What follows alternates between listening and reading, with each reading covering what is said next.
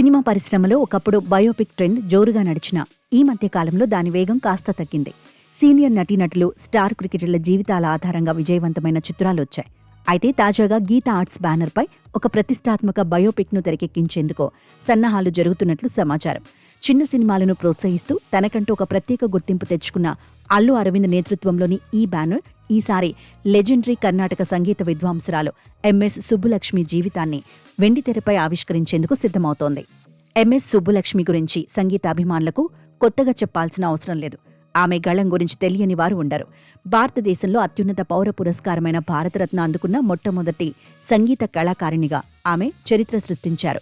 తలలో మల్లెపూలు, చేతిలో తంబూరతో ఆమె కచేరీ ప్రారంభించగానే శ్రోతలు ఆమె నలహరిలో లీనమైపోయేవారు.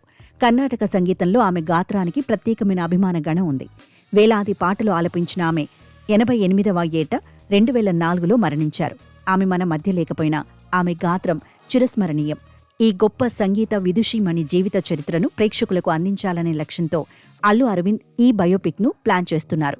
ఈ చిత్రానికి గౌతమ్ తిన్ననూరి దర్శకత్వం వహించనున్నారని టాక్. మళ్లీ రావాతో మంచి విజయం అందుకొని జెర్సీతో పాన్ ఇండియా దర్శకుడిగా గుర్తింపు పొందిన గౌతమ్ ఇటీవలి కింగ్డమ్ సినిమాతో పరాజయాన్ని చవిచూశారు. ప్రస్తుతం ఆయన ఈ బయోపిక్ స్క్రిప్ట్ పైనే పనిచేస్తున్నట్లు తెలుస్తోంది. ఇక సుబ్బులక్ష్మి పాత్ర కోసం మొదట్లో నిత్యా మీనన్, శ్రద్ధా కపూర్ వంటి పేర్లు వినిపించినప్పటికీ చివరకు సాయి పల్లవిని ఎంపిక చేసినట్లు సమాచారం. ప్రస్తుతం హిందీలో రామాయణం చిత్రంలో సీత పాత్ర పోషిస్తున్న సాయి పల్లవి సుబ్బులక్ష్మి పాత్రకు సరిగ్గా సరిపోతుందని అల్లు అరవింద్ భావించినట్లు తెలుస్తోంది. అయితే సాయి పల్లవిని ఎంఎస్ సుబ్బులక్ష్మి పాత్రకు ఎంపిక చేయడంపై ఇండస్ట్రీలో మరియు ప్రేక్షకుల నుండి భిన్నాభిప్రాయాలు వ్యక్తమవుతున్నాయి. గతంలో సాయి పల్లవి దేవుడు, భక్తి గురించి చేసిన కొన్ని వ్యాఖ్యలు వైరల్ అయ్యాయి.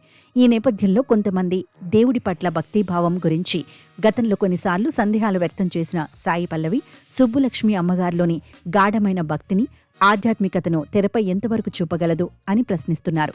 ఇంకొందరు ఆమె వయసు అంశాన్ని లేవనెత్తారు. 88 సుబ్బులక్ష్మి జీవితాన్ని చూపించే బయోపిక్లో 30 ఏళ్ల వయసున్న నటిని తీసుకుంటే ఎలా సెట్ అవుతుంది? నడి వయసు నటీమణులు దొరకలేదా అని చర్చించుకుంటున్నారు. కొంతమంది ఈ ఎంపికపై ట్రోలింగ్కు అవకాశం ఉంటుందని కూడా అభిప్రాయపడుతున్నారు. సాయి పల్లవి ఈ బయోపిక్కు అంగీకరించిందో లేదో విమర్శలను దాటుకుని ఈ ప్రాజెక్ట్ ఎంతవరకు ముందుకు వెళుతుందో తెలియాలంటే అధికారిక ప్రకటన వచ్చే వరకు వేచి చూడాలి.